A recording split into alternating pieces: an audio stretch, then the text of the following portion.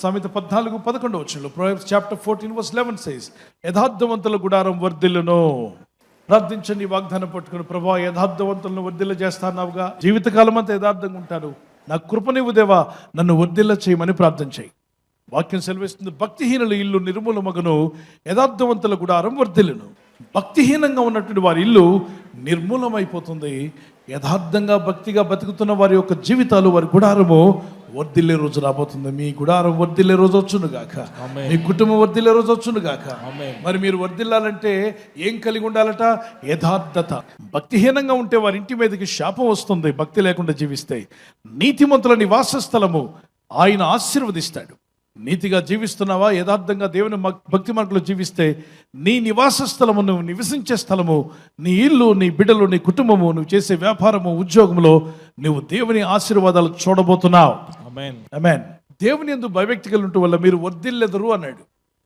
కాబట్టి ప్రియుడా, నీ ఆత్మ వర్ధిల్లుచున్న ప్రకారం అన్ని విషయాల్లో సౌఖ్యంగా ఉంటూ నువ్వు వర్ధిల్లాలని దేవుడు కోరుచున్నాడు. అన్ని విషయాల్లో నువ్వు వర్ధిల్లాలంట, సౌఖ్యంగా ఉండాలి, ఆరోగ్యంగా ఉండాలని ప్రార్థన చేస్తున్నాడు. అవును పిల్లరా, ఈ ప్రార్థన మీరు కూడా చేయండి. ప్రభువా, నేను అన్ని విషయాల్లో చేతిపండి, అన్ని విషయాలలో వర్ధిల్లాలి, సౌఖ్యంగా ఆరోగ్యంగా ఉండాలి, నీ చిత్తం నేను నెరవేర్చాలి ప్రభు. ఆమేన్. 2 Chronicles chapter 20 verse 12, 2 దినవృత్తాంతములు 20:12 యెహోషాపాతు రాజు బహుగా జయం పొందుకున్నాడు. అనేక ఇబ్బందులు వచ్చినా జయిస్తూ వెళ్ళగలిగాడు. కారణం ఏంటంటే, దేవుని బిడ్డలారా, అతను యథార్థంగా దేవుని యందు భక్తి కలిగి ఉన్నాడు. ఈరోజు నీ జీవితంలో కూడా కొన్ని పోరాటాలు ఉన్నాయి, కొన్ని యుద్ధాలు ఎదుర్కొంటున్నావు. నీ ఉద్యోగ స్థలంలోనో, వ్యాపారంలోనో, నువ్వు చేస్తున్నటువంటి బిజినెస్లో కావచ్చు, నీ అనుదిన దైనందిన జీవితంలో, వీధిలో, ఏ ప్రాంతంలో ఉన్నా ఈ లోకంలో కొన్ని శక్తులు నీతో పోరాడుతూ ఉంటాయి.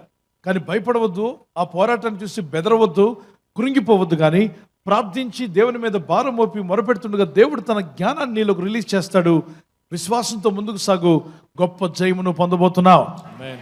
2 దినవృత్తాంతములు 26:5 దేవుని ప్రత్యక్షత విషయమందు తెలివి కలిగిన జకరియా దినములలో అతడు దేవుని ఆశ్రయించెను. అతడు యెహోవాను ఆశ్రయించినంత కాలము దేవుడు అతన్ని వర్ధిల్ల చేశాను. ఎవరిని ఆశ్రయించినంత కాలము? మరి దేవుడిని ఆశ్రయించకపోతే ఉన్నవన్నీ పోగొట్టుకున్నాడు. దేవుడిని ఆశ్రయించినప్పుడు అతన్ని దేవుడు వర్ధిల్ల చేశాడు. మీలో ఎంతమంది వర్ధిల్లాలని ఆశపడుతున్నారు? నేను ఆశపడుతున్నాను మీరు వర్ధిల్లాలని, బహుగా వర్ధిల్లాలి. మీరంతా, మీరు, మీ కుటుంబాలు, పిల్లలు చదువులో కూడా మీరు వర్ధిల్లాలి. పెద్దవారు మీరు ఎదిగిన తర్వాత మీరు అన్ని విషయాల్లో వర్ధిల్లే రోజు వచ్చును గాక. యవనస్తులు వర్ధిల్లాలి.